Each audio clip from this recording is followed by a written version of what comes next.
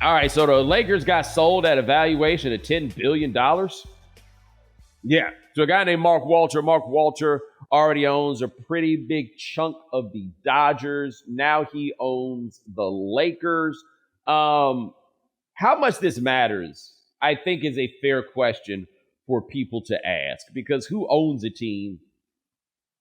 Generally speaking, if it's not your team, it's not that big of a deal, right? What most people do not realize about the Lakers is that the success that the Lakers have had by and large through the era of the Buss family has been they kind of riding on natural talent. And the natural talent for the Lakers is we are the Lakers and we are in Los Angeles. So when I say that, this is what I mean. Jerry Buss's real advantage as the owner of the Lakers, number one, was building it into a truly glamorous franchise. If you have read Jeff Pearlman's Showtime or watched any of Winning Time that was on HBO, you understand what I'm saying. Like the glitz and glamour and everything around LA that really kind of permeates from the 1980s that gives you the brand that you have right now. That is a Jerry Buss vision, right? The Forum Club and the Laker girls and everything else, right? Making this a Hollywood entity. That was his thing. His other thing was his willingness to spend money on players in order to keep the team good. The issue was the game changed on what it meant to be an owner throughout his tenure and continued to change as the Buss children, who are not children, they're clearly adults, but as the second generation old Busses took over the team. And what changed is the rest of the owners got a lot richer. The Busses, on the other hand, basically all their money is from the team. This is a very similar situation to the Steinbrenners post George with the Yankees. But all their money is money from the team. What they have is money that was in the valuation of the franchise.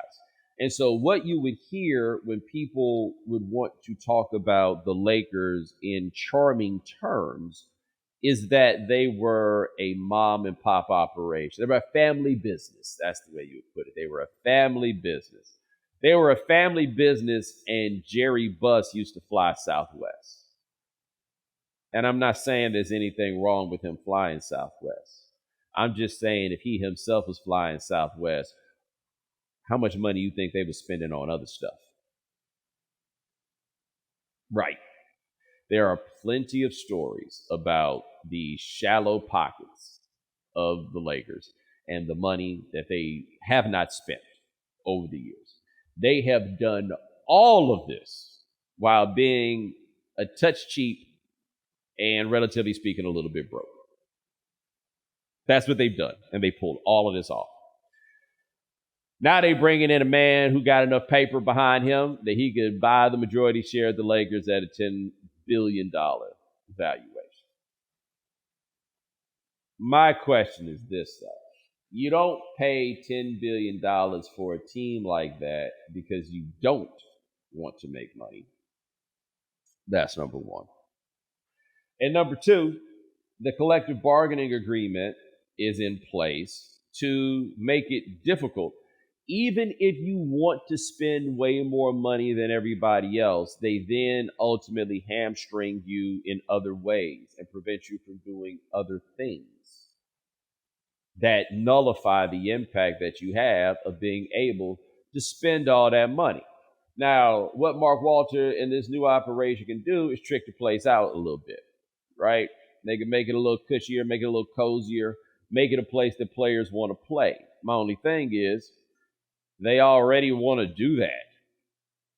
Now, what they can do is, for example, beef up like the analytics staff, which I'm not mistaken is something that when JJ Redick got there, he asked them to do and they did, right? Like they can beef up things at those margins, but I am still largely a believer that this is about players, and I'm not exactly sure how all of this money is going to make them better at filling out the roster. Perhaps it'll make them better at acquiring data points that can be then synthesized into the core of your decisions. But I'm not sure. I'm not positive it makes that much of a difference. You can't do what the Dodgers are doing with Shohei Ohtani, for example. Like Right. you can't just defer all this money, spend all the money you want, and just outspend the rest of the roster. That era of the NBA is gone. You can't just simply say, fine, then I'll pay the tax.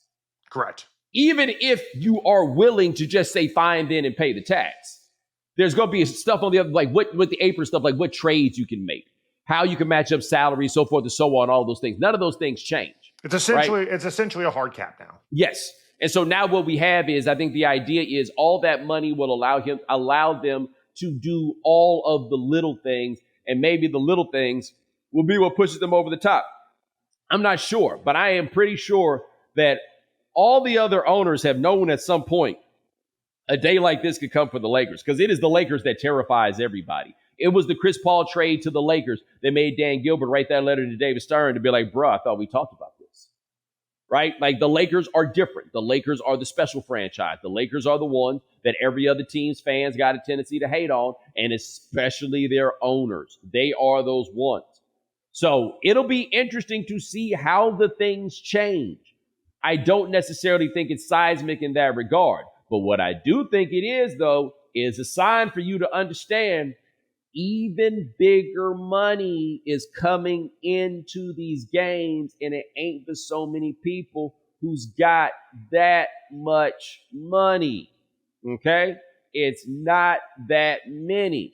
The NBA made it such very recently that you can start taking money from private equity in order to build out your team, that they can take minority ownership. That, to me, is simply the beginning step, right? I thought with the Lakers that if there is something to think about, it is, at least it wasn't the Saudis.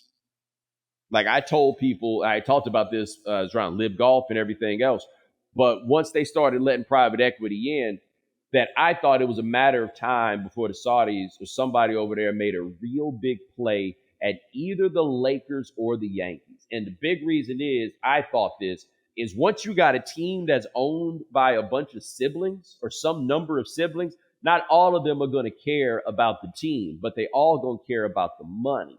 And so if somebody pulls up and says, we got X billion dollars, and like with the buses, it's 6 of them, 3 or 4 of them want to get the money, you're going to wind up going to the money, right? And so you basically, if an entity like that money whips them, then you're going to have those people perhaps in charge of a glamour franchise. Everybody kind of knows Hal Steinbrenner with the Yankees. They don't really care about baseball like that. It's not that big a deal. If those folk pull up and, money whip them, is MLB going to say no, given that the valuation of everybody else's franchise is going to go up based upon what's happened with the Lakers? Now, with Mark Walter, it's not the same thing, right? However, you can Google them up and go look at who some of the people are that TWG group does some money with.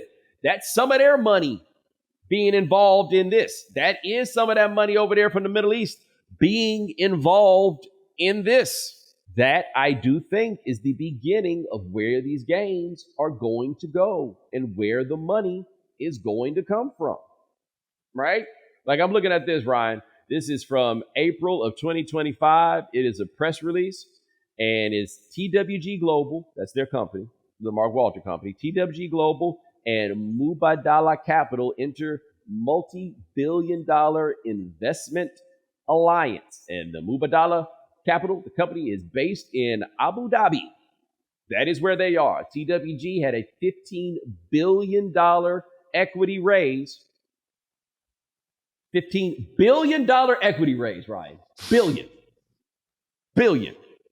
Okay? That's the kind of business we're talking about here. That's the level of money that's coming into this now. This is the beginning. I mean, I think an interesting point you make with the Saudis and just the sell and the amount of money involved is at some point, these prices are going to go so high, there's only so many potential buyers. Right. And who will always be sitting there with stacks and stacks of seemingly limitless disposable income in cash is, these oil magnates. They have so much money. It is impossible to explain. They have so much money to the point where they just got to do something with this money.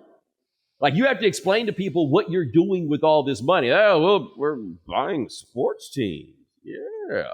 Because they just got so much money. So that's what the fun part is for me, like long run on this. Like if you want to get into the business of it, I don't know how much it affects the basketball, but the direction that we're going to go in of where this money is coming from and what that means for the leagues, I think those are the questions that we are going to ask ourselves. But, oh boy, imagine being Genie Bus in particular, but any of the buses.